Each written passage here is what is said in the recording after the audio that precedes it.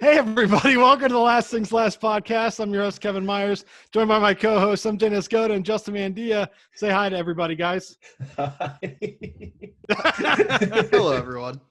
So, MJ rocking the Marinos pizza t-shirt, Justin with a McDevitt sweatshirt. We don't know how that still fits in. Car Power.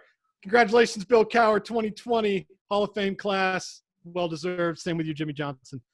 They both cried on national Jimmy television. Johnson more than Cowher. Dude, I didn't think it was possible to make statues cry, and they did. I know, right? It's amazing. I cried. It was great. It was amazing. Let's start though with the national championship game. Incredible football game. A lot of people on ESPN, I should say, were big time on Clemson, thinking that Trevor Lawrence was going to do what he can do.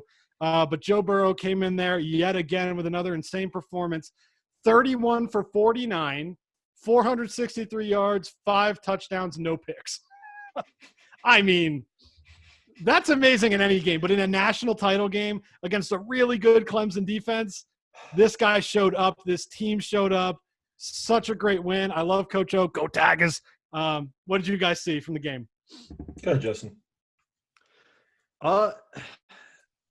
Is he the best college quarterback we've ever seen, Joe Burrow? Dude, it's close. Over a season, yes. As a career, no, but over a season, True. yes. Right, because, he didn't really. Yeah. Over a season, absolutely, yeah. Yeah. Doesn't it make you also think, though, that if he was the backup on Ohio State, he was third string on Ohio State. What were they doing? What the heck?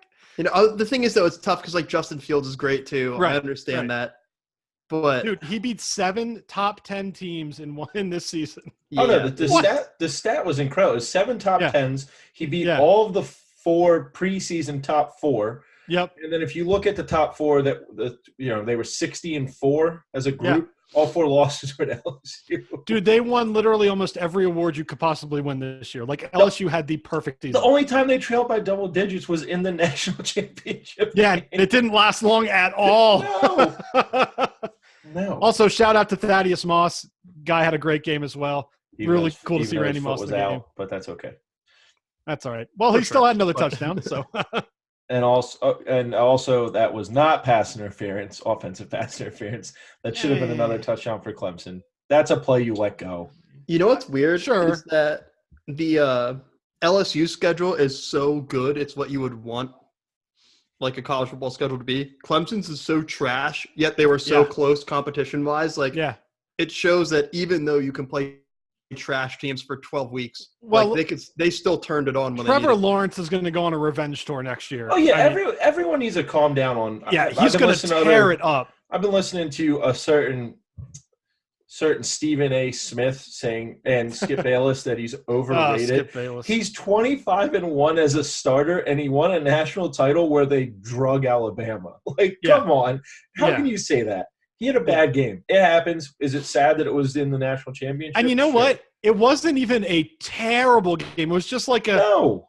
The thing is, it was just because it was compared to Joe Burrow throwing for 500 yards and 5 touchdowns. But there's no comparison there. And I do think, and a lot of people have been saying Trevor Lawrence might be better in the NFL. He might be a better NFL quarterback than Joe Burrow is. I mean, it's hard to say right now, but that's fair. That's at least a fair thing to say right now, that Trevor Lawrence is no scrub.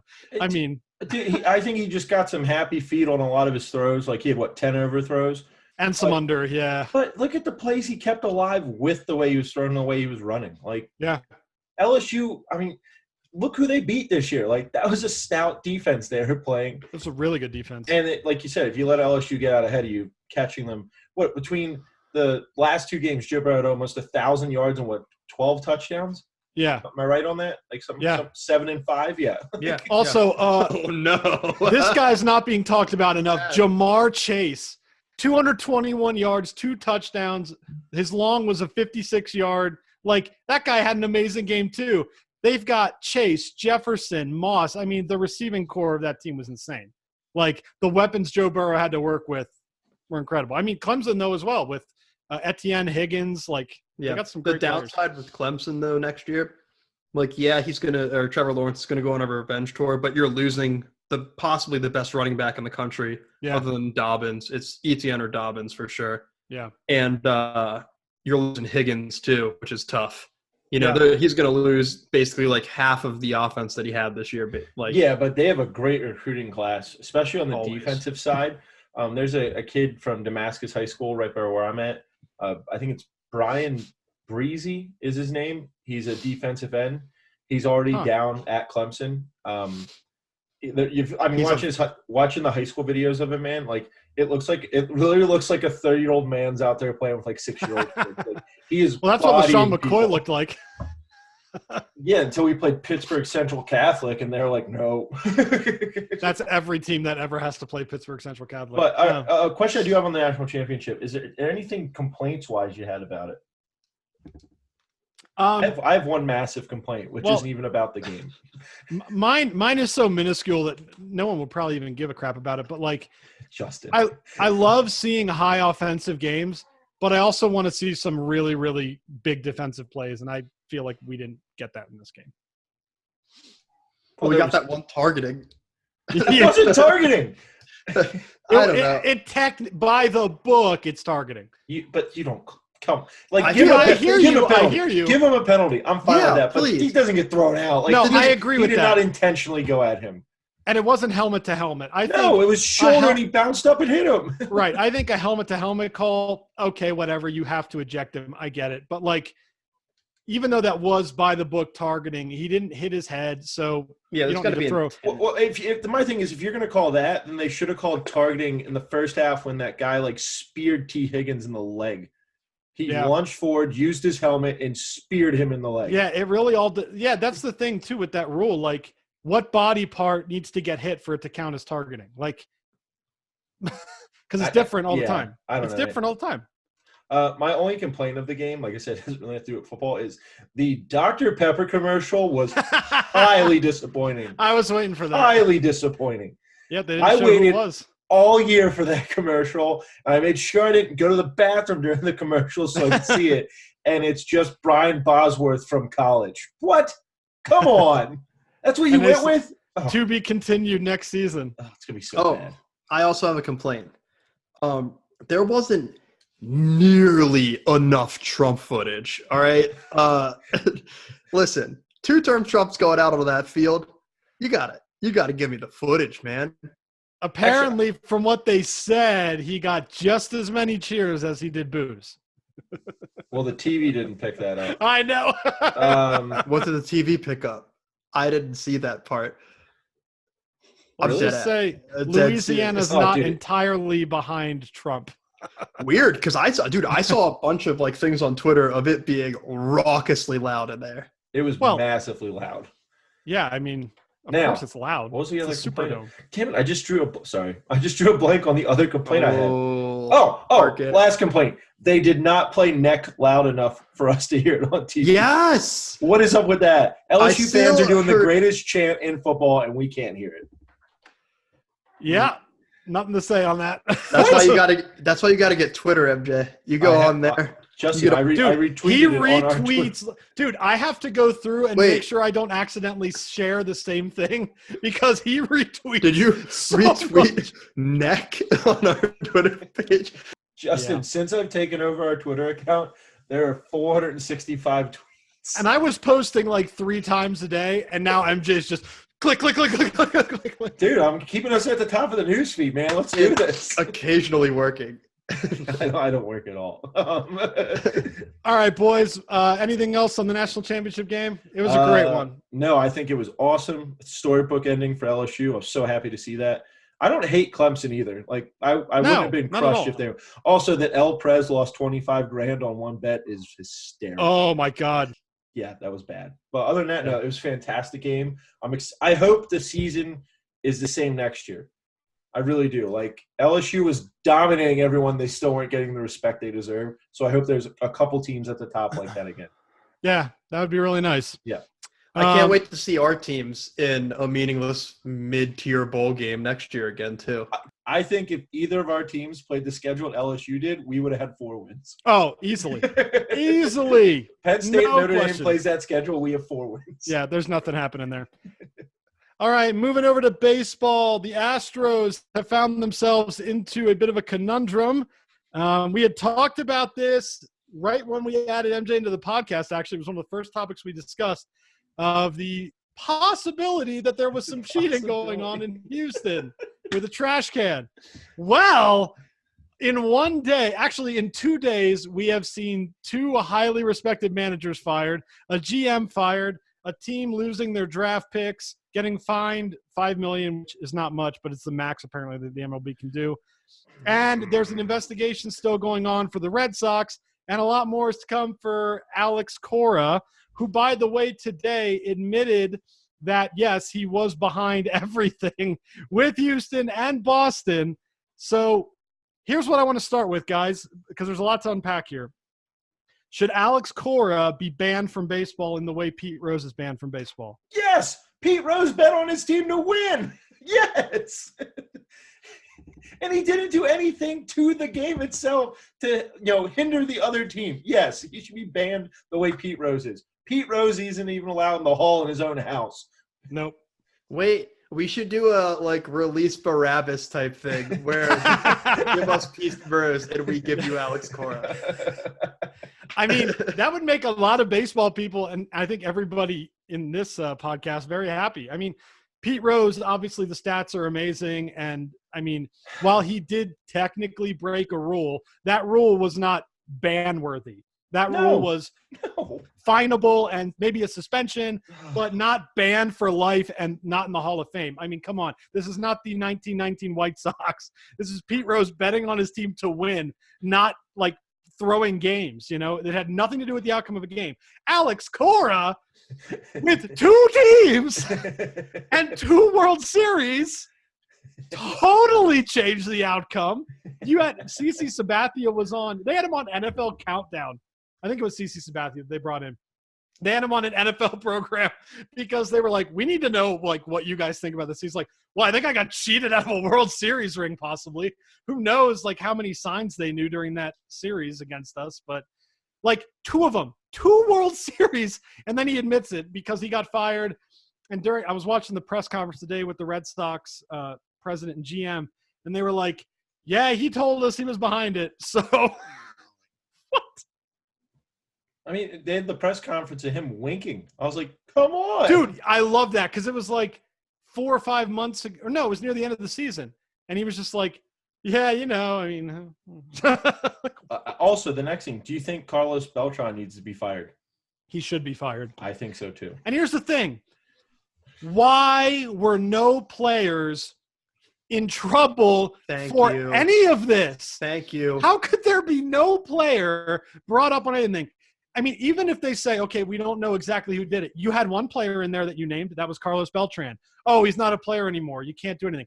He's a manager of a major league club. You can suspend him. You can do whatever you need to do, but he should be punished. And that you can't tell me you don't know. So Mad Dog Chris Russo said it really, really well. He was like, every time they want to complain about baseballs and how they're how wound or loose they are, Justin Verlander, or anytime George Springer wants to be arrogant or Bregman wants to be arrogant, they'll find the camera. But this all happens? No. They hide from it. They don't want any part of this. I mean, silence is guilt in this situation. There was Also, don't tell me the garbage of so that there was one single player in that locker room or in the clubhouse that was like, what's that noise every time? Wait. Well, opposing teams were picking up on it. Yeah, they're like, hey, don't tell Jeff about the whole science thing, all right? He's a freaking narc. AJ Hinch broke the monitor twice. He smashed the monitor in the dugout twice, and that was his way of hopefully making sure they didn't do it anymore. Hey, here's a better idea. Tell him to stop. You're the manager. You're the boss. You don't have to break a very expensive monitor twice with the hopes that they're not going to do it again when the new one comes in. Yeah, it's like killing someone that robbed the bank. You're just like, I would turn you into the police, but I'm going to shoot you in the head instead. Hopefully no one else robs a bank.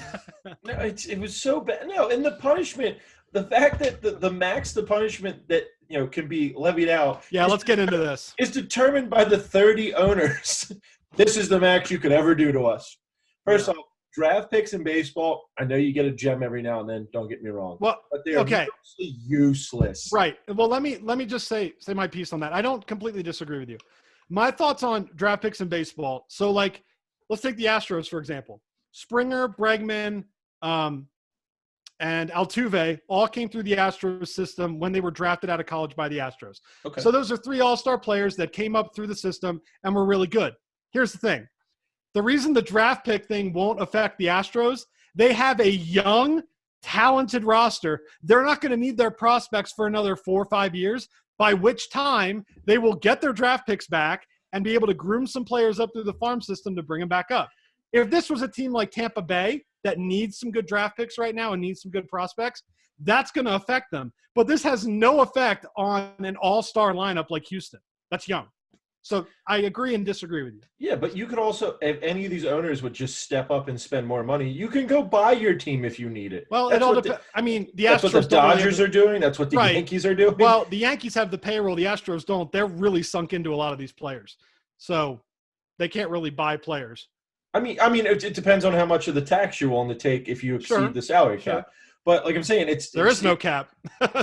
Never mind. I'm going to skip over that. And also, not one player. I was reading an article the other day that there were certain players on the team that weren't named. Shocker. That were telling other players on other teams, yo, this is just talk. This never happened. And then this comes out. AJ Hinch did it. So now there's like relationships between others teams that are, shattered, and they deserve to be booed every time they walk out into an opposing team's field. During there was that during this past postseason, someone asked AJ Hinch after one of the World Series games about it, and he was like, "Look, guys, I'm really tired of having to answer this question. There's nothing going on. Like, stop dragging my players through the mud." When full well he knew what was going on. Like, that's what blows my mind about this whole thing is they were so arrogant that nothing was going to come of this. When you're literally smashing a trash can loud. No, and the thing is, you're dumb enough to put it in your own World Series video. Here's video. Like, what? That might be the best freeze frame of all time. It was there twice. It was twice. It was when they were walking out, and then when they come back, the monitors are gone, trash can's still there, and there's a ton of sunflower seeds where there was none. So somebody was sitting there the entire game. Yeah.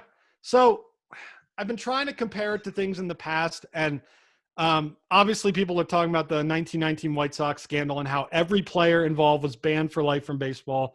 I mean, Shoeless Joe Jackson, Buck Weaver, like really good Hall of Fame baseball players were banned for life. Obviously, there were criminal implications in that case because they were breaking a lot of laws. However, if you're talking about the law of baseball, which is actually, which when they got that new commissioner in 1919, they literally got a new commissioner to make that rule where it was like, okay, anybody that bets on the game, anything like this, blah, blah, blah, will never play baseball again. So my question is that how far they need to go with certain people or everybody that's part of the offense? Like, for example, Alex Cora, ringleader, Carlos Beltran, ringleader, they should be definitely banned. But if you take an AJ Hinch, knows about it, doesn't like it, doesn't participate, but didn't do anything about it, is he in the same – like that's where I'm trying to get at here because it's like a more modern spin on what happened. I think there should be a couple – it should be a ban, but not a lifetime ban. Like for anybody? No, lifetime. I think there needs to be a lifetime ban for Alex Cora. I'm sorry. Yes. But like some of crooked. the players, just if you sat there and let it happen, you still let something happen. I think it should be at least a season. At least a season with no pay. Yeah. Shut down the Astros for a year. I think you have to go for like an AJ Hinch type. You have to go like not a full lifetime ban, but you got to go like 7-8 year, like something so deep that it's like you have to be away from the game, and it's going to be hard for you to ever get a job. It's going to be hard for you to get a job again. And for the players, I'd say like 3 or 4. I'd say to a point where like you better be staying in shape somehow because you're not like I don't want it to be a year slap on the wrist where they get to like work out, get paid for a year. Well, they and won't then get come paid. back. No, and I'm saying give it like 3 years, and then they come back, and these guys that are 30 are now like 33 and getting out of their prime. Yeah, and you're like honestly, their career literally. And it wouldn't really hurt baseball that much because they're not as much star reliant as other sports are. You know, whereas if there was a scandal and like the Lakers were involved and you lost LeBron and Anthony Davis for the year, it'd be like we might literally lose like a percentage of our earnings as a company. Like if you lose like Springer and Verlander for a year. Right. There's 162 games. Verlander only plays like 20 of them. It's going to be fine. Like they're going to. Now, do you think an organization like the New York Mets being so silent about this is a good thing? Like, what should they be doing right now? Should they be jumping on it and firing Carlos Beltran? Get ahead of it. Just cut your losses and get ahead. That's why the Red Sox did it and the Astros, and I'm really happy that they both did that. Just get ahead of it, because they're gonna. If they leave him stay on, I guarantee every time he does a press conference, that question will come up. Every time.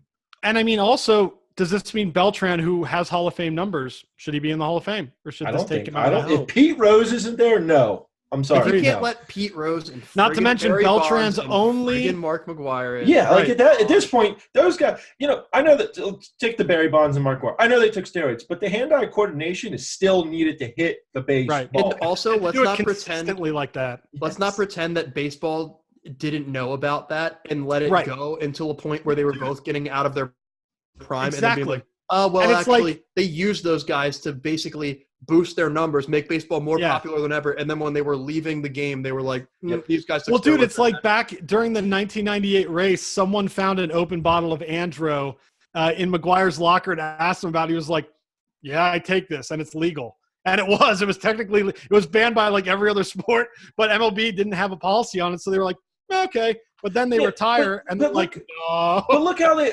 they've overreacted to steroid use. It's like 85 game bans. Yeah. Or season-long bans to steroids. That's one player.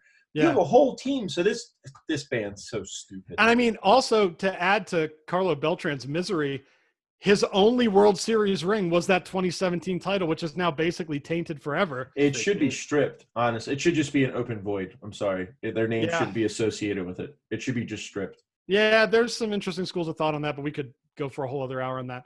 But yeah, I think – Kevin, for that, no asterisks, just put in parentheses, but cheated. Because the asterisks could mean anything. If you put literally but also they cheated. So Our bad. Yeah. Yeah, no, I think this is going to get even worse in the next coming days for a couple of people. I really do hope that they start to put the hammer down for some of these players, that they start to uncover that. And Carlos Beltran, I liked you when you played for St. Louis, but dude, you cheated and you need to be held accountable. So, all right, staying on baseball here for a quick second. The Nolan Arenado trade rumors are flying around. This guy's happy about the main rumor, which is Nolan Arenado to the St. Louis Cardinals. Ken Rosenthal has been reporting that it's probably going to be inevitable that Nolan Arenado will be traded before spring training. Here's the thing, though. There's a couple of things about this deal, no matter if he goes to St. Louis or Atlanta, which is the other one that they're talking about. He re-signed for a large contract, which the team would have $260 million contract extension, which the team that got him would have to eat. And there's an opt-out following the 2021 season, unless they were to waive that in the deal as well. And there's a no-trade clause in the current deal, so Arenado would have to waive that for a deal to happen.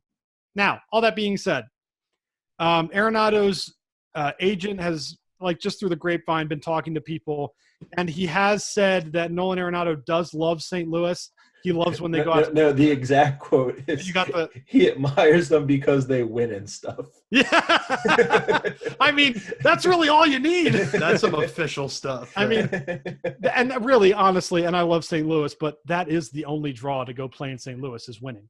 I mean, and they have great fans and winning, but it's not the most exciting place to live. Sir. They have fantastic rooms. They do. But it's not the most exciting. It's not LA or New York, so obviously it's hard to pull to a Midwest market. Those places are terrible.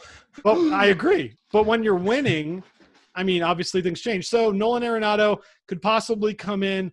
It would take a haul from St. Louis to get him there, including possibly giving up a 16-win pitcher, Daniel Hudson, getting rid of some other players, like maybe a package of 4 players that go for 1. Here's the thing. St. Louis needs a better third baseman after Matt Carpenter has apparently fallen apart. I think that if you get arguably the best offensive player in baseball right now, and you pair him with a Paul Goldschmidt in that lineup, and if for some way you can keep Ozuna on that payroll, you've got 3 incredible hitters in that lineup that might be able to push St. Louis over the hump and not get swept in the NLCS like they did this past year.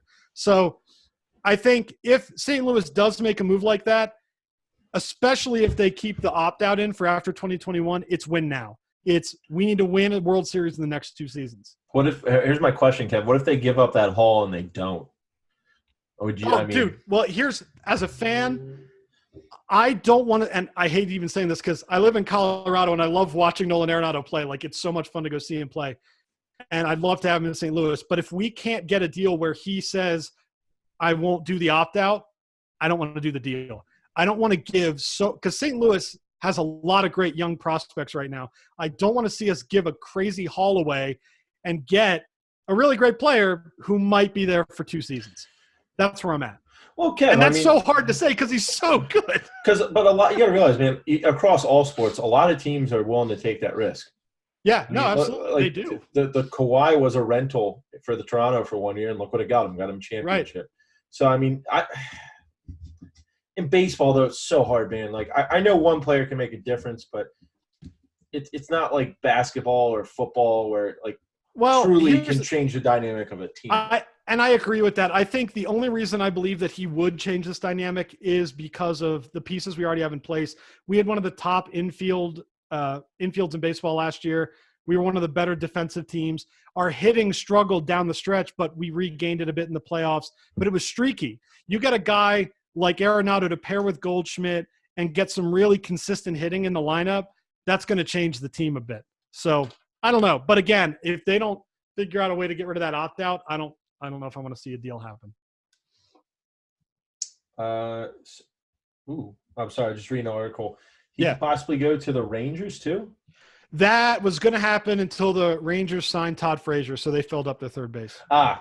Next line. And all right. I was going to say that the Braves were out of the question, but now Josh Donaldson just got a killer deal and signed with the Minnesota Twins, so they have a big opening at third base. Yeah, that was a lot of money. I saw that pop up on Twitter where I am a lot for some reason. Yeah, it was quite. It's $90 million with a 5th-year option for $100. So I mean. And, dude, that trade, by the way, real quick, makes the AL Central real interesting. Now you have a pitching-heavy Cleveland Indians club, the White Sox, who are apparently, like, getting every prospect and player out there. Yeah, man, they are. You said that a couple weeks ago. They are very close to doing some things. And then now you got the Twins, who just added another really good player to their already really stacked hitting lineup. That's going to be a fun division to watch this year. Don't you think, Justin? Aren't you excited for baseball, buddy? Oh, dude, imagine. It's going to be amazing, dude. It's the excitement. Hey, Justin. Dude, the speed. Justin, I just realized that all these, taking a few steps back, but all these cheating scandals didn't affect the Phillies once because we were nowhere near it. Yeah. You know what? I'm happy with being just out of the playoffs, not cheating. We can hold our heads high as we play golf when the postseason starts. Knowing that we pay nearly $1 billion to players that can't make the playoffs. It's a bit of a rough stretch there. Baseball, So, getting into the NFL, let's start off the field, though, shall we? Antonio Brown made headlines again. Greatest of all time. Yeah, I mean, guys, I don't even know where to go with somebody like Antonio Brown anymore. Anytime you hear his name, it's psychotic, the things that are coming out of his mouth or the things that he's doing. For those that didn't see it, he posted an he went live on Instagram to show himself cussing out police officers who, by the way, props to the Hollywood, Florida PD, who did not go attack this man for the barrage of insults that were coming at them. In front of his 2 little children that they were just trying to get into a cop car and get away from this psychopath. He was yelling at the woman that was apparently involved in the situation and threw a bag of inappropriate gummies at her. I mean, guys, what do you make of this guy anymore? Like, what is going on? Well, one, at this point, heck, I thought this a while ago, but now with this video, at this point, he should never be allowed back in the NFL. Ever. He won't be. Ever. Like, I don't care how good he is. He shouldn't. There's guys that have done lesser things that have been, pretty much, kicked out of the league or have had one really bad instance that still wouldn't stack up to half of these, and they've never been allowed back in. So it's over. I hope he gets help. Honestly, I do too. I don't want to. I hate seeing athletes go broke. I think that's the most ridiculous thing in the world. I think it's almost more concerning that he might do some harm to himself. That's where the help. That's where the help comes. Little to. Kids. He needs help, man. Like, and he's surrounded by. You listen in the video. He's surrounded by people going, "Yeah, you tell her, man. You tell." Like they think this is all good. Yeah, right. Right. Max Kellerman pointed that out really well on First Take, which is surprising because he never does anything well on First Take except boxing. But he basically said – shot right across the bow there. Off the top row. He basically was like, the craziest thing is he thinks this is acceptable behavior, which is why he's sharing it with the world. He thinks everyone else is in the wrong and that he's in the right and that he's some social justice warrior. And that's not the case. He's literally losing his mind on national – social media. Like, think about this, man. Like, go back to the preseason. Is it Thursday? He has to keep his mouth shut till Tuesday, and $29 million is guaranteed. $29 million. I could get punched in the face every hour for those next 4 or 5 days for $29 million. Yeah, I'm not saying anything. It has to be right, and that's been his problem. It obviously wasn't as profound as this when he played in Pittsburgh, but there were those did a really good job hiding it. Yeah, there were those warning signs of just like, man, this guy is a dude. Ryan Clark said it the best, man. You give him money, you're gonna create a monster. Yeah, and there's a whole I could get into. Oh, by the way, I wanna give a shout out to Stephen A. Smith, and I guess he was speaking on behalf of all the media. They apologized to Ben Roethlisberger, who called him out 4 or 5 times in post-game interviews, saying, he should have ran a little faster. I should have threw to Juju there. When deep down inside, he's like, you're not seeing what we deal with on a day-in, day-out basis here. They were literally being a good teammate by not saying it. They were literally like, Ben's just, maybe he's the problem in the locker room. Maybe they're like, I owe you an apology, sir. It is not you. But also, let's not pretend like Antonio Brown didn't make Ben's career, too. What? Not make it, but I'm saying didn't Ben help has 2 Super Bowl rings without him. Well, he has 1 and then the other one. But he we're going back on that. He has 1 and then the other one. He has the Cardinals 1 and then he has the one where he threw for Ryan Tannehill this year type numbers. Except he still got a ring. You do enough to he had a rushing touchdown. Oh yeah, that's right. I forgot. He does 70 yards and 2 picks against. He also tackled someone by their stab wound to get us there. I want a record on that. But no, I'm not saying he made his career, but I'm saying Antonio Brown was a huge part of why that offense was so. Of course, no one's going to say otherwise. We got to be honest about that. That's why teams still want him because. No matter how amazing. Sure. Yeah. You saw what happened with the Pats. He will make Dude, he would have made I'm going to say it. I'm going to say it out. He would have made the Bengals probably a 6-win team. Sure. Easily. Dude, I think that the best moment I've ever seen live at a football game was when my dad and I were at the Thursday night game when he did the helmet catch. I was like, that's the most amazing thing I've ever seen. He was so fun to watch, but he's a psychopath. Man. And Kevin, did I not tell you it was years ago, and when he showed up to training camp in the hot air balloon, the helicopter, it was back-to-back years. Hot air balloon was this year. Helicopter. There was a he had this crazy car, and he had this weird outfit. It was like a tank-looking thing. Yeah. And I said to Kevin at one point, I was like, "These things are all super cute until they're not cute anymore." I do remember that. Yeah. Psycho. And it was like, no, he's having fun, and he's following. Everyone that loved him was we bought it. Yeah, dude, he's a crazy person. The guy that caught this the earliest was Shannon Sharp when he filmed the locker room. He's like, that guy needs to go right now. Yeah. Also, Kevin, staying on the Steelers topic. Yeah. And this may cause a disagreement between us, but it's going to be about Mike Tomlin, I'm sure. It is going to be about Mike Tomlin. If Cowher's in the Hall of Fame, with his numbers and record, Give Tomlin should be in the Hall of Fame the second he's done. Not the second. Not when he's eligible, he should be in. They have the same winning percentage, same like big game wins, and what we've seen him do with this team this year, man. That was Cowher hard. has a better playoff record, which is one of the big reasons why he got into the Hall of Fame. He's won quite a few more playoff games. But it doesn't matter. They have the same wins. No, in the playoffs. I'm not saying that he shouldn't. No, I'm saying based on his regular season record, how good he's been in the regular season. Yes, Mike Tomlin's definitely a Hall of Fame. I think Tomlin deserves a Nobel Peace Prize for what he had to put up with and this season. Yes. Yeah. Oh, this season. I thought you were talking about Antonio Brown. I was like, he caused quite a bit of Antonio Brown's problems. No. This season, man, what he did this season, like that is straight coaching, like bouncing from week to week. And he spins around, looks at the bench, and goes, "So it's you two, huh?" But hey, let's real quick before we move on to our picks. You guys cool with Bill Cowher, Hall of Fame, Jimmy Johnson? Oh yeah, I think that's both awesome. of them. I think Jimmy Johnson should be in the Ring of Honor for the Cowboys too. Somehow he's not there. Because that's just a weird because they ran him out of town. Relationship, yeah. They ran this amazing dude. I loved when they kept going back to Troy Aikman, who's like crying.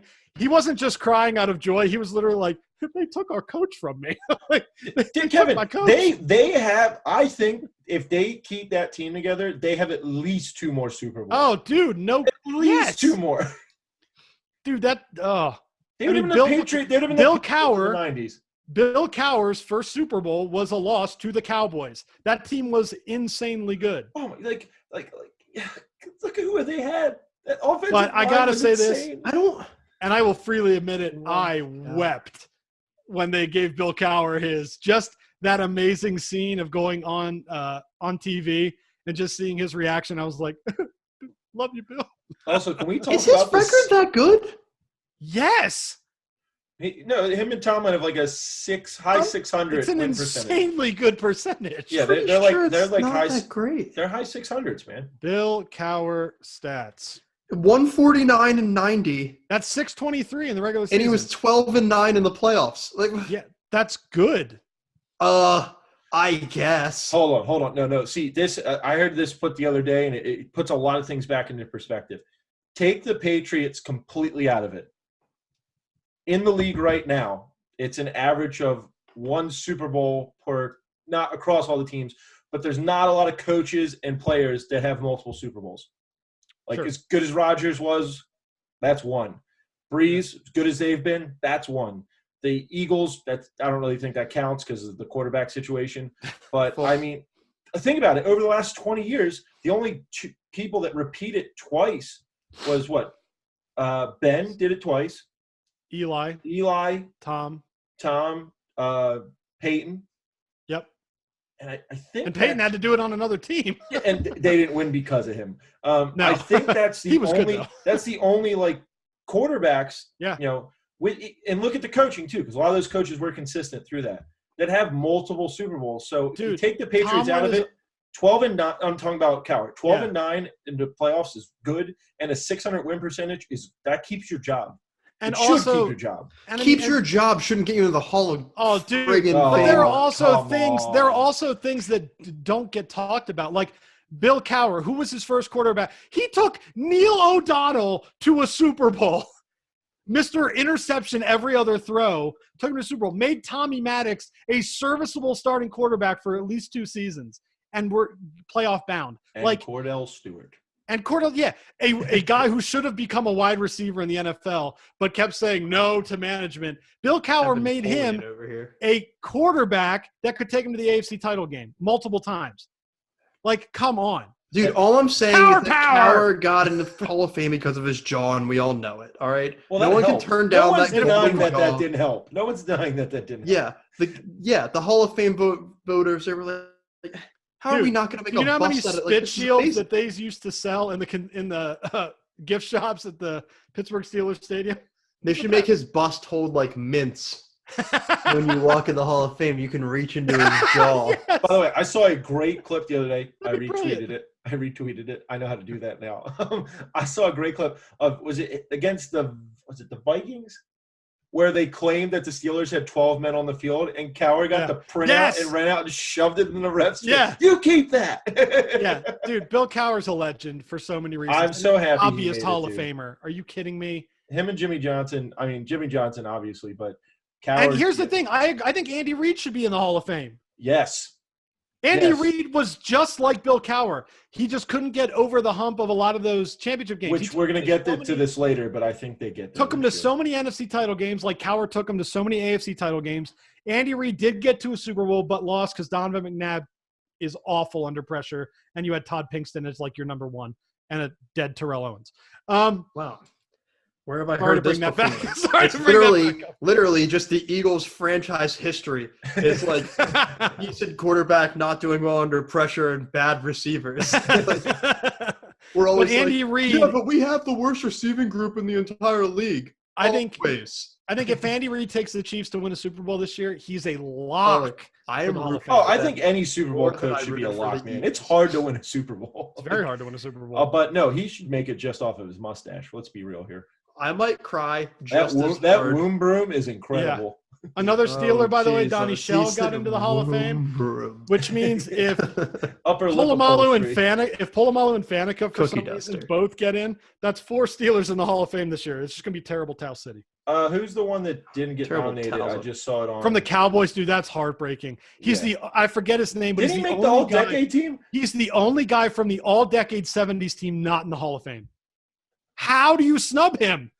Every year they snub him. I looked up his stats. It was really, really, really good. I hope when he does make it, because I think he has to at this point. Yeah. Next year. And by the way, he was super cool about it in that video. He was upset, but he was really I hope he goes to give his speech and just flips 2 birds and walks off the stage. That's all I need to say. Or goes full Super Troopers and sets his jacket on fire and hands it back to them. Theo got in, right, last year? Yeah, but he didn't show up. He didn't show up, which I'm glad he didn't, because he should have. He was like the best receiver, freaking of all. He had such good stats, and they're like, we can't let him in the Hall of Fame first ballot because he wasn't a nice guy. Yeah, it's like there's a difference between Antonio Brown and Terrell Owens. While we're on staying on the NFL topic, we've all seen the top 100 team, right? They can't do it like that anymore. It has to be broken into different eras. I don't care if you do it quarter century based. It has to change. Because, while I agree that Bart Starr is amazing, you put him up against other quarterbacks afterwards. The game's completely changed. Let Aaron Donald against the Bart Starr was leading a wishbone offense. Yeah, exactly. He was running more than throwing. And T.O. should have made that team too. Are you kidding me? Yeah. The wide receivers. Again, it's not about being a nice guy. It's about numbers. Yeah. Well, staying with the NFL here, guys, let's go ahead and talk about what we've seen so far through the playoffs, and if anything's going to stick. The Tennessee Titans, after knocking off the Patriots, went in and whooped on the Ravens in Baltimore. Tannehill, 2 touchdowns, did enough to win for his team. But the story, of course, Derrick Henry going gangbusters yet again, having another insanely good game running the football, leading that team for sure. So my first question would be about the Titans. Are they for real, or does the buck stop with Kansas City? I think the buck stops with Kansas City. And here's why. The Patriots did not have an offense that could beat the Patriots did not have an offense that could beat a high school team. Everyone was hurt, and it wasn't right. It wasn't going to happen. I think that was an anomaly. And then I think the Ravens truly beat themselves against the Titans. Lamar Jackson's a good quarterback. People need to stop saying he's not, but there was no reason for him to throw 59 times. Yeah, they didn't set him up to, and he still had 500 yards of total offense. And we're like, every time he ran, he either went out of bounds or slid.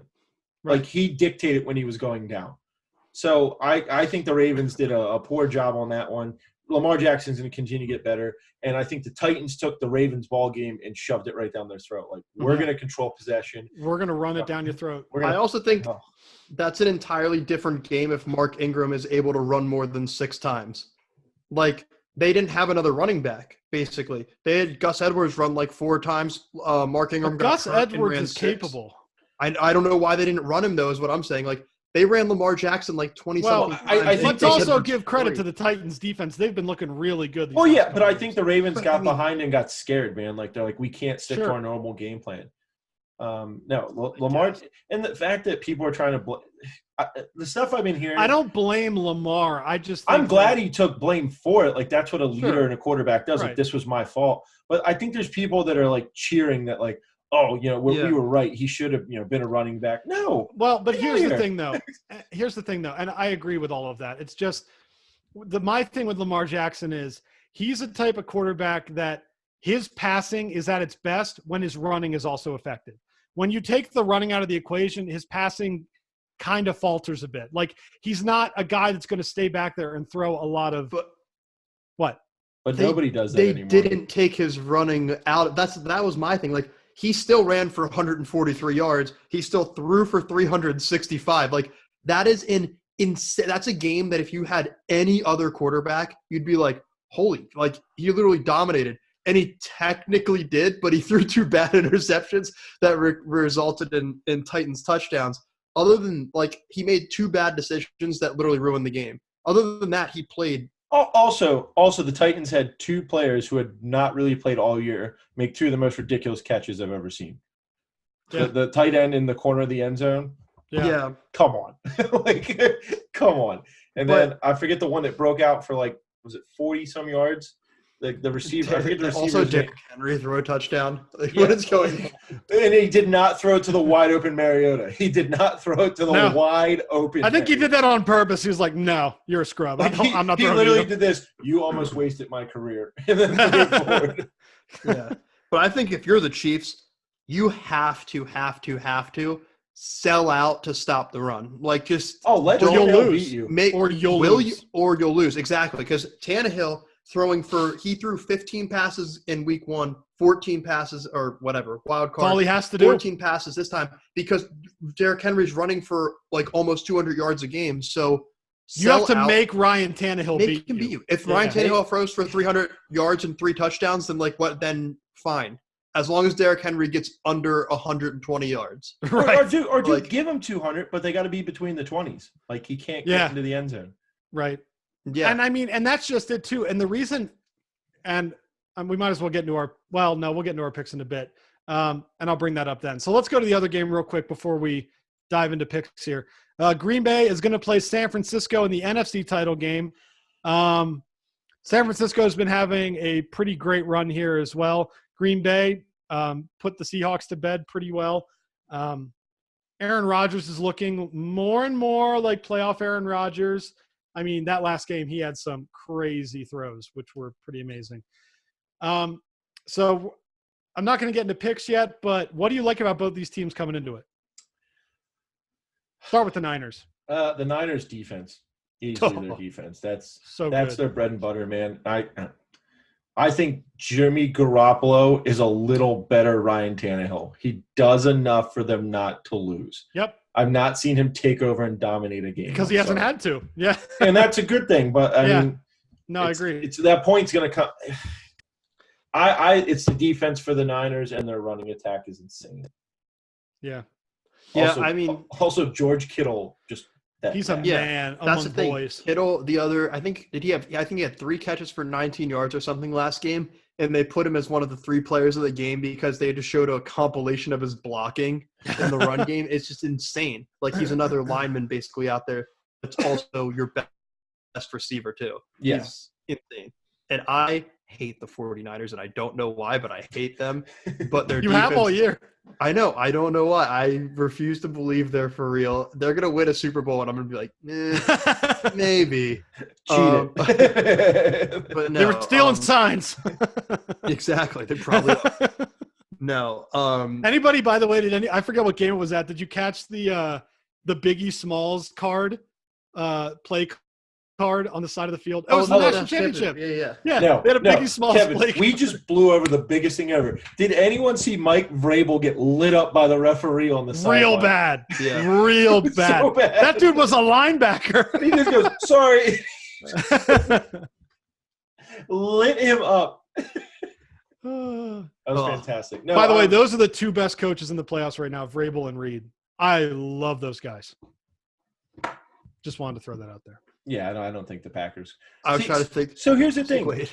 Can I ask you this question? Because Kev, we've argued about this in the past. Yeah. If the Packers somehow win a Super Bowl, is that still Mike McCarthy's team and roster? Oh, good question. Solid question. That is a solid question. Because Mike McCarthy leaves just last year. Well, here's the difference, I would say. Mike McCarthy's Super Bowl team is not this current Packers team. Yeah, but he still built his the Super team Bowl that's there. team, no. But yeah, he built the team. He's basically had the entire roster. Fair enough. But then the other side of that is that you have to think is like kind of what MJ has said before. And I didn't even think of this in the Steelers sense, but if McCarthy wasn't able to take this same team to where the new coach is able to take them, then obviously that says something about the new coach, whenever we argue it was Cowher's team. And I shouldn't say that there. And I should never say that Tomlin deserves no credit for that. That's stupid. Of course, he got a ring. He earned it. No doubt about it. My argument was always that Cowher built that entire defensive juggernaut that they had. And that really stuck together over those couple of years. So defensively, the Packers did this offseason add that Zadarius Smith and who's the other Smith that's on the other side. So they added Raquan Smith. I think. No, that's Bears, I think. But they added two DNs. They added 3 secondary players through the draft that all hit at literally Jair Alexander, a King guy, and there's someone else on their defensive end. So it's not really the same team, but I mean, of course, a lot of pieces are there. So I don't know. I think it's a little bit different, but again, I can't fully say your points without merit. I think. I mean, I'm not arguing either way. I'm on the fence too, what's going on there. But I mean, the Packers, man, it's no matter who's coaching them, it still comes down to number 12. Oh, dude, he's a bad man. Even when he plays like garbage, he's still better than half the league. He's incredible. And I mean, he'll never get the full recognition he deserves if he ends his career with just 1 Super Bowl. That's the crazy part. And what he could have done with a freaking good line. or a running back, man. Think about some of the running backs. He's had the Peyton Manning problem.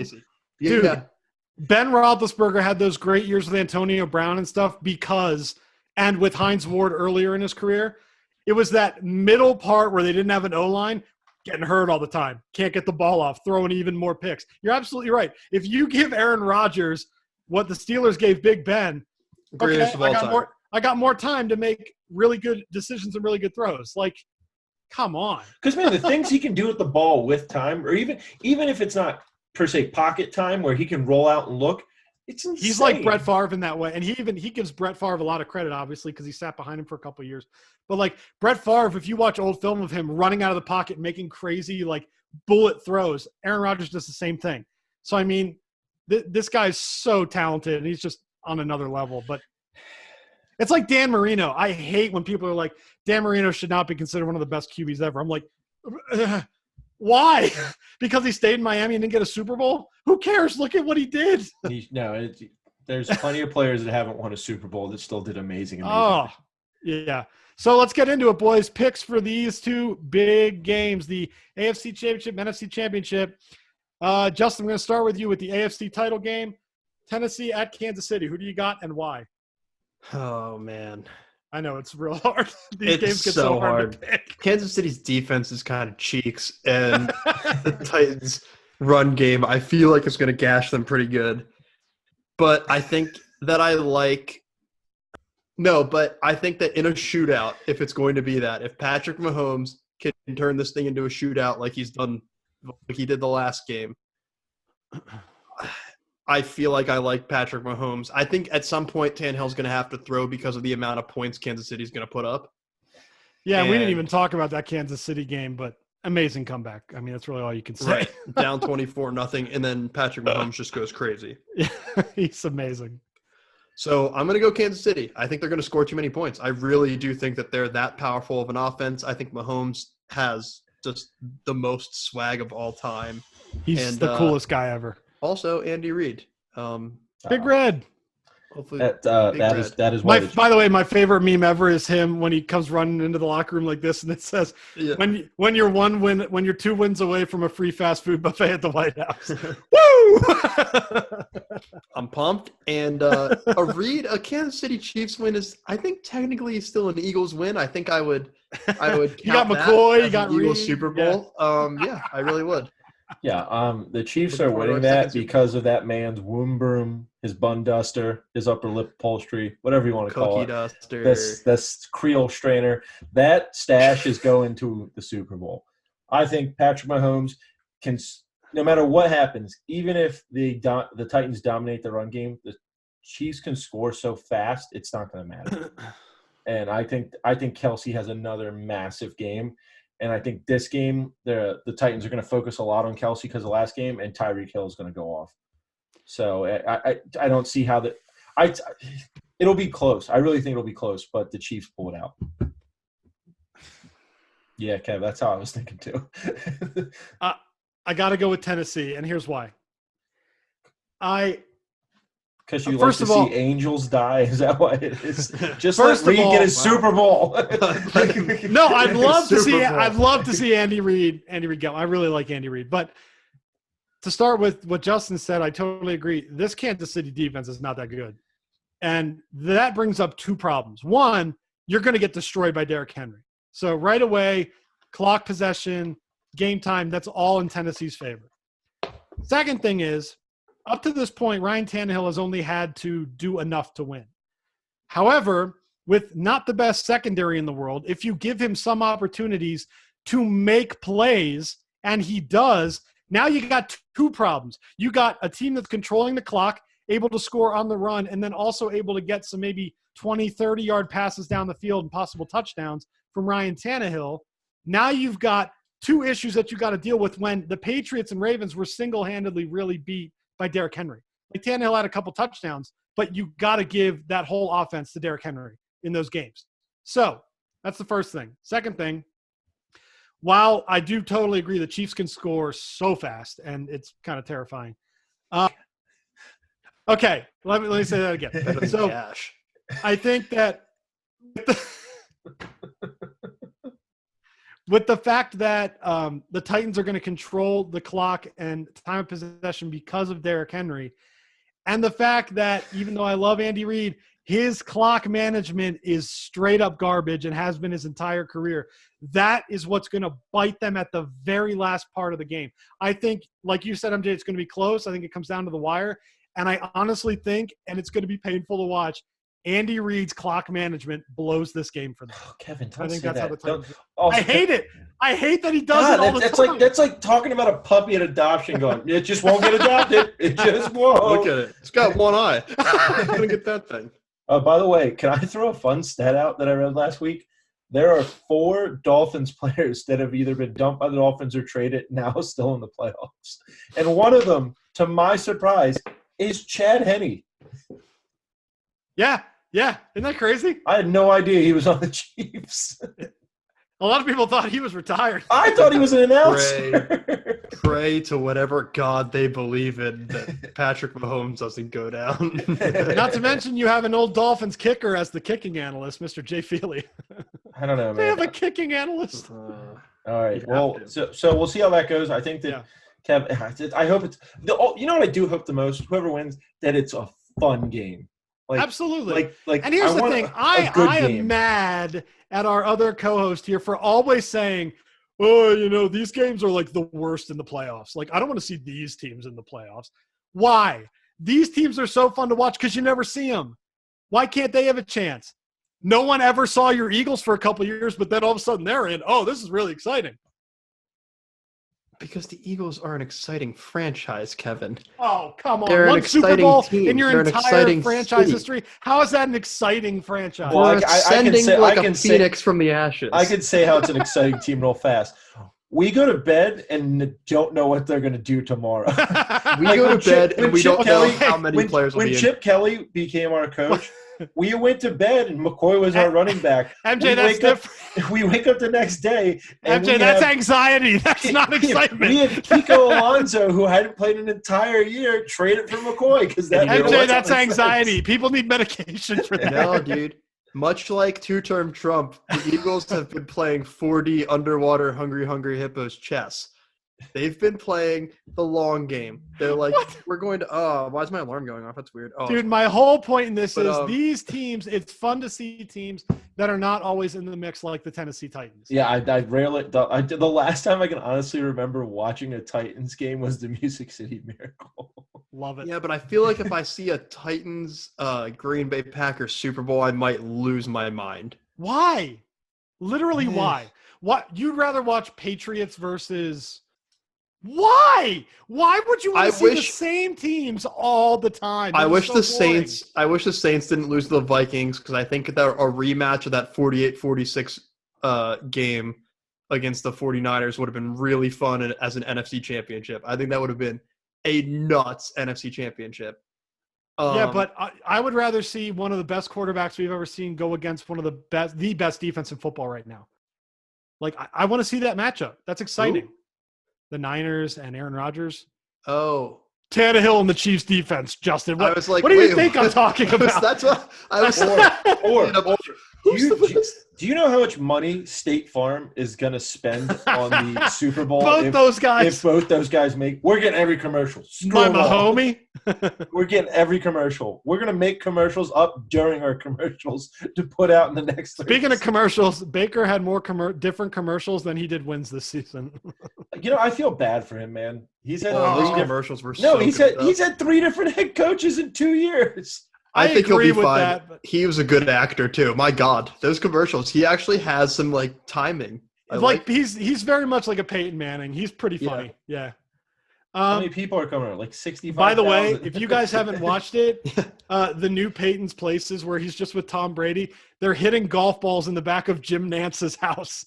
It's fantastic. Oh, yeah, Jim Nance lives on Pebble Beach, doesn't he? Yeah. Yeah, they were like, "Hey, can we come in? Beach. Can we come in and play some golf?" He's Nance. like, "Hey, that gate's not there for decoration. Get out of my house." And they were like, "Let's guess the password."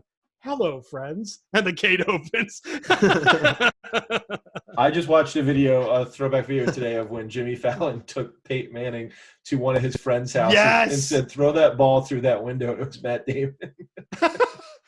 Nah, nothing will ever beat that SNL skit with Peyton Manning with the little kids. You get back in the porta potty. You're an embarrassment. All right.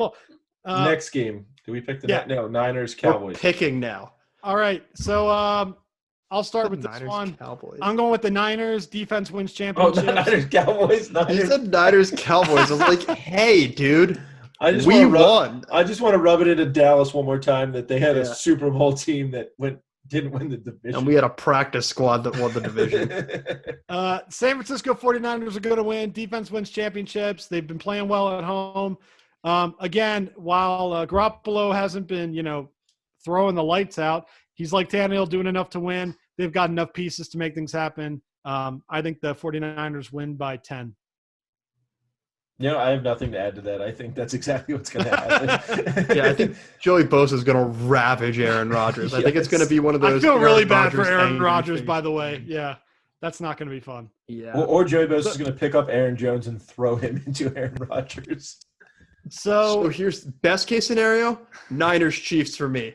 I would go to sleep happy knowing that it was Niners Chiefs. Dude, I want to see Niners Titans in the worst way. That I want to see the Chiefs, man. Baseball of Super Bowls. Oh, wow. Then that's why I would like it, because baseball is a wonderful sport. I probably would just watch highlights of The Bachelor from the week before. That's right. You do watch The Bachelor. You're a weird person. Hey, dude. You're a weird person. I think Hannah and Stephanie. Okay. MJ, can we get a new co-host? I know we just added you in here, but I'm about to. MJ, I'm about done with Hannah Ann. I'm about done with him. I don't know who that is. I mean, he met Kelly before the show. Oh my God! I don't know who any of these people are. Listen, you need to help me. All right, gentlemen. let's get into our last things last here. And then I'm ready. Kevin, I got it, dude. I'm all over. I'm ready too. All right, Justin, then you go first. Oh, dude, why do I got to go first? Because you just said you're ready, so go first. My ability to think on the fly outshines any of your shiesty attempts to try to. I'm just buying time, boys. I got it. Last things last. There we are. Saturday night, the return of the notorious Conor McGregor. He seems like a changed man. He's not drinking any of his whiskey. He's But we are raining hard. Oh, I have it ready. It's Me too. Nicely. Are you buying the fight, by the way? Buy, or are you streaming it like on Periscope? I buy every fight. Sure. Like everybody. Like everybody does, and there's no illegal streams on Periscope, so no one should ever go check Periscope, and no one should delete those illegal streams and screw the rest of the people out of watching it. I'm buying the fight. Yeah, I'm getting it too. I'm buying it, and hopefully I see the whole thing. Without again, that's the great thing about Mountain Time.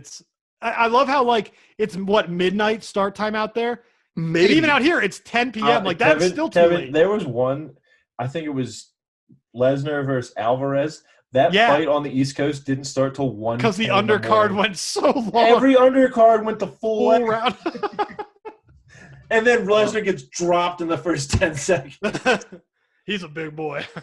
But prediction for that, I do think Conor wins. I think he's more focused now. I don't think that it's going to be an easy fight. And I do like we had talked earlier today about it, Kevin, but they actually did their press conference today. And I have only watched half of it so far. I watched the rest before bed here. But there's a lot of Conor saying, he said there will be blood spilled, but none of it will be bad blood. Said a lot of good really things about Cerrone. He seems very respectful of Donald Cerrone. So I think that I don't know. Which he should be. That guy's an incredible fighter. Yeah, but I'm interested to see what kind of fight it is, though. Since the lead up hasn't been as crazy and hate filled as the previous. But I think that's what's going to be amazing about it, because if Conor comes out and he looks like his outside persona is completely changed, but then he gets in there as that same animal, and he just goes to him. Yeah. I'm going Cowboy wins this fight by knockout, or gets him. I don't know. No, he'll knock. If he catches him with a kick, man. Also, they were worried. Cowboy wanted to bring his RV and park it at the PI, and they were like, "No, you can't do that." And they were like, "He's like, well, what's the issue here? Why can't I bring that?" And they're like, "No, because you're who you're fighting." And he's like, I'll put a whiteboard outside that says, Conor, want to have a beer, just open the door. I don't hate this guy. And they were worried about, bad blood and possibly another hand cart getting chucked through an RV. Jesus. Conor literally at the beginning of this the press conference, he walked in behind Cerrone and Dana kind of squared up oh shoot, I probably should save him. And he shakes Dana's hand, goes to sit down, looks at Donald Cerrone. It stands up, shakes his hand too. I was like, this is very different. Dude, no, the article they put out, or not the article, it was I read on ESPN, but they've been doing those interviews. He said when he was the last couple of years, he'd literally find someone smaller than him to spar with. It turned into a full fight. He knocked him out and then go on a 3-day drinking binge. Yeah. And then he would go on rage benders, dude. Yeah. Yeah, what? No, stop that. Stop that. Yeah. Now, granted, though, the reason he's made the money he's made is because the way he runs his mouth. Let's be 100,000% honest on that. Yeah. Right. But he needs a win. He needs a win to keep that going because coming off of the amount of – I feel like everyone's saying that he's come off of more losses than he had. He had a loss in his first boxing match to Floyd Mayweather. I don't count that as anything. I think the Khabib one was a fight he could have won. But he was not in good enough shape. No, he was scheduled way too fast. It was scheduled way too fast, man. And here's the thing, and we knew that fight had to stay on their feet for him to win, and he got taken down and just brutalized. I mean, that was hard to watch. And he was in terrible shape. You could tell by his breathing. Oh yeah, he was labored the whole way. But no, I think this is going to be an awesome. There's a lot of good fights on this card too. Yeah, that's why I'm probably going to buy this one. I may. What is it, $60 through ESPN? I don't know. My buddy's having it, but it's supposed to snow and drinking. Dude, and I remember in the snow is probably not a good idea. Remember when the Maypac fight happened, Mayweather and Pacquiao, and it was like this huge build fight. I was like, man, I want to go, but boxing pay-per-views are even more expensive than UFC. Yeah, I was because like, they're I'm out not of their paying. minds. I was like, I'm not paying for this. So I went to Aruga's, and I went and got there 4 hours early before I knew they'd have a guy at the door taking cover charge. That was a terrible fight. It was Well, one I of didn't the expect worst. it to be it was horrible. I was very upset. You have to expect But I that didn't for pay any for it. Mayweather fight. All right, Kevin, what's your last things last? Yeah. My last things last tired. is the NHL needs to bring back the full-time enforcer for each hockey team. After what happened with Kassian and Matthew Tkachuk, I was absolutely blown away. If you guys didn't see that play, Matty Tkachuk, who can get under a lot of people's skin, put on a completely legal hit on Kassian, and all of a sudden, Kassian bombards him, completely starts to go at him like an insane person. I've never seen this in years. Throws him down on the ice, starts pounding his face into the ice.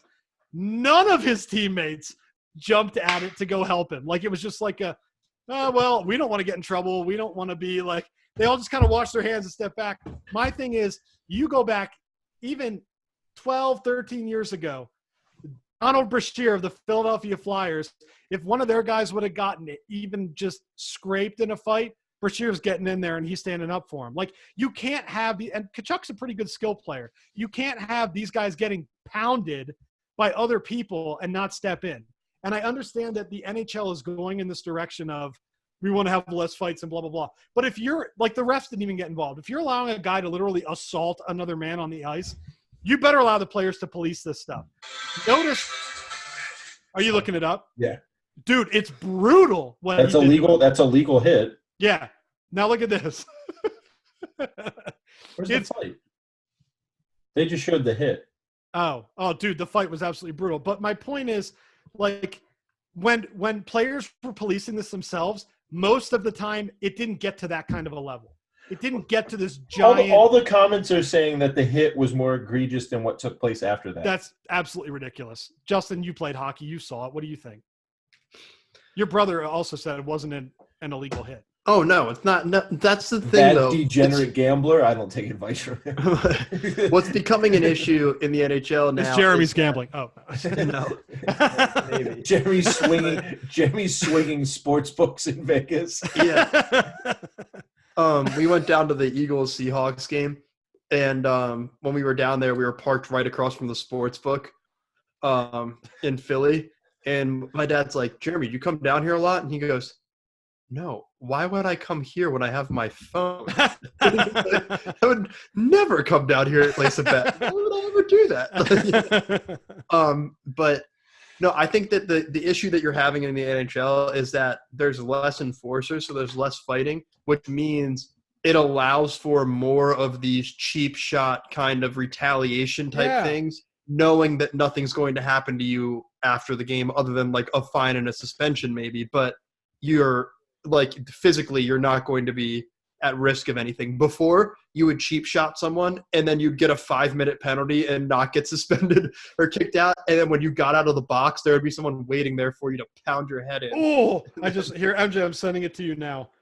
So yeah, that's the issue. Like, holy crap, like he literally grabbed his jersey and threw him face down into the ice. Like, you can't do that. And those players need, like you said, Justin, there needs to be an ability of these players to police this stuff. Like, let them handle it. There will be a scrap. It won't be crazy. And then it's over. It's over. That's the end of it. Like, I don't know. MJ, you tell me what you think when you see this. Freaking gets ragdolled. Oh. No one steps in.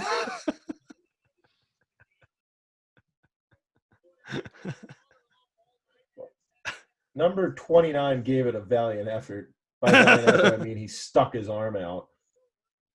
Dude, Tkachuk, there was nothing he could do to even put his hands up because he was like dazed after he got smashed to the ice. Like, so now you got a guy that's defenseless and just getting pounded. And there are other players from other teams literally like admitting, I'm going to headhunt Zach Kassian. Anytime I see him, I'm taking a shot. Like, there are players on other teams that are literally like, no, that wasn't cool. I'm literally going to retaliate. That's a legal hit. Yep. It was just a big hit. It wasn't. I think the issue is that he did it twice. I'm pretty sure there were 2 hits. Well, good. He's playing a physical game. Well, the one was on the left side of the net. Yeah, one was left side, one was right side, and he blasted him both times. I think he was just like, all right, enough of this. Like, we got to go. Right, but there's a difference between trying to go after it and fight him and that. Yeah. You can't mob a guy. Like, They still haven't. Oh, there it is. Hold on. All right, there. He punched him in the back of the head. yeah, you can't it's do like that. a Bertuzzi. And then he Bertuzzi'd whipped him. Yeah. Just a So that's Davion my- Clowney to him. Good Lord. That's my last thing's last man. Oh, There needs yeah. to be enforcers back in the NHL to really police this crap. MJ, what do you got? Last thing's last man is on the Luke Kuechly leaving the Yeah. Panther. we First were off, I talking think about that. it's all right. First off, I think that's super Admirable. admirable. Not awesome's not the word, but like the fact that the way he did it, we don't know the reasons why he did it yet. I think We don't need to. and I don't think we ever will. If it's other ailments that we don't see that he's suffering from, like there's just nagging injuries, I get it, man. Like The people that are going after him and saying you're not tough need to just go never away. talk No, again. 7 Pro Stop Bowls in talking. 8 years, Rookie of the Year, One Defensive of the Player of best the Year. linebackers ever. He made $70 million playing football. He doesn't Yeah. seem like someone that was stupid and blew it all away. So He's a nice guy. He can walk away from the game. Yeah. No, man. I think we're going to start seeing a trend of that. That players are really going to start looking into health, especially like the younger generation, our generation, and further back or further up, whatever it may be. Well, in the last 5 years, Johnson, Luck, Gronk, and now Kuechly. Yeah, man. These are guys that are at the peak of their careers. Yeah. They're worried about Marshawn Lynch put it well, man. You need to take care of yourself mentally too. Like if your mind isn't there, Get that chicken. what's You gotta what's take care of y'all chickens. So. yeah, but what if the mind's not there, man? Well, the money means nothing. Like you're gonna lose it all, or you're not gonna be around to have any fun with it. Yeah. So I wouldn't be surprised if he came back at some point. I think he's going to coach, and he should. Yeah, maybe he just needs a full year off. Like I still Yeah. think Luck's going to come back at some point too. But no, man. I have too, but I haven't heard anything from him or his agent or And anything. the thing is, you got to realize, being a linebacker, man, everything that. Speaking of getting Instagram messages. Yeah, I was literally just going to say. Shout out to Ryan. How you doing, buddy? But no, man, I think Luke, especially playing linebacker, he's taking violent hits every play, whether he's making a tackle or not. Absolutely. Like you can't expect these guys to play 20 years. Like quarterbacks, the way they're protecting them now, they should have 20-year careers. He sent a meme that I sent earlier, which I really appreciate. It's a picture of Alex Cora, and it's a quote that's, "If you're waiting on a sign from God, Alex Cora probably stole it, the Pope." That's so good.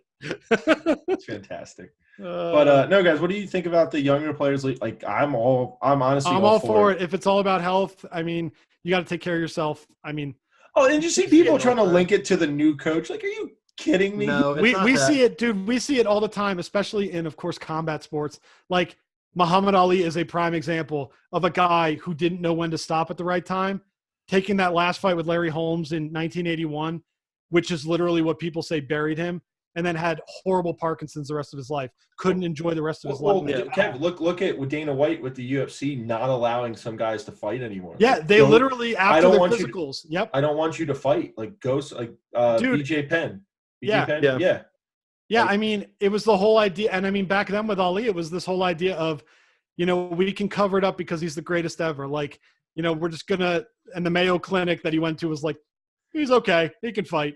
He wasn't okay. Man, you need to see I'm all about health. I would like to actually see ownership. It's like they're getting a lot better with the concussions too, man. Like second you look weird, they're sending someone out that, no, you're getting looked at, which needs to happen. Yeah, players, stop complaining about that. That needs to happen. Like Carson Wentz, Wentz, man, that was – I'm so happy he said something because you get one more hit and that could be it. Did you see – so I saw something about that he came off to the sideline. And so when I was at the game, when he first got hit like that, you saw him stand up like at the stadium. He stood up and he literally staggered to the right like 3 steps and then like braced himself and was kind of like rocking back and forth a little bit and was looking at the Seahawks sideline like this, like looking in for a play, and then someone came up behind him and like hit him on the butt and like said something in the side of his head, and he goes and turns around and then looks at the Eagles sideline for the play. Played another snap, missed the throw horribly, and runs off, and then like no one really thought anything of it.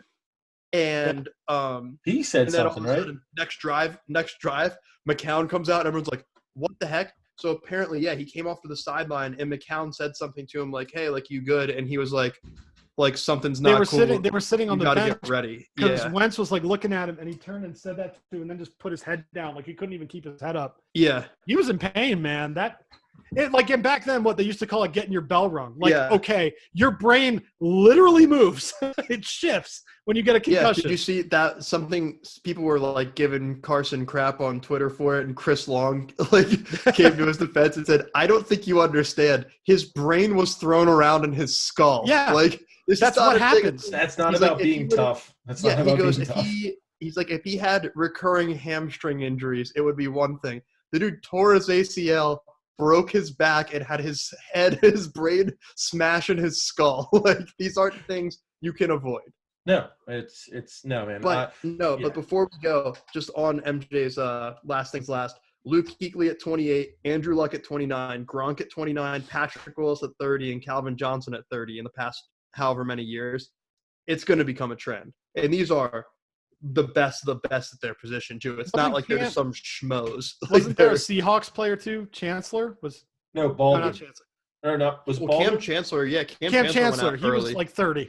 Yeah. No, who's the one that just left because he broke his leg? Doug Baldwin left. Yeah. So, I mean, you're going to see players leave earlier, I think, now because it is such a physical game and you make so much money in it. It's like, why? Yeah, it's honestly on the same level as combat sports. Like you're paying to hurt yourself, or you're getting paid to hurt yourself. So get paid. Yeah. Also, my buddy brings a good point up. He's a big UFC fan. Jeez. He's done all sorts of fighting, and he said the biggest thing they teach in combat sports is at any given time you need to protect yourself. Like that's the number one rule. I think that's something that needs to be pushed more into football too. Mm-hmm. Like I know some guys are going to try to push for the extra yard or to do something for the big hit, but at any given time you got to protect yourself. Yeah. So I don't know, man. We'll see. I definitely think this. Yeah, I think we're on agreement. This becomes a trend. Yeah. Which again isn't a bad thing. It's not a bad thing. It's a sad thing that it has to be that way, but it's probably all right, gentlemen. This was an awesome cast. A lot of fun. We hope you guys enjoy the fight on Saturday and these great AFC and NFC championship matches that are coming up. And we'll, of course, be keeping our eye on what happens to Alex Cora and the rest of those cheating. And everybody stay tuned. I'm sure there's another Antonio Brown video coming. Oh, yeah. Basters. Oh, God. What does that even mean? Look it up. All right, guys. You have a great night. We will see you later. Thanks for listening.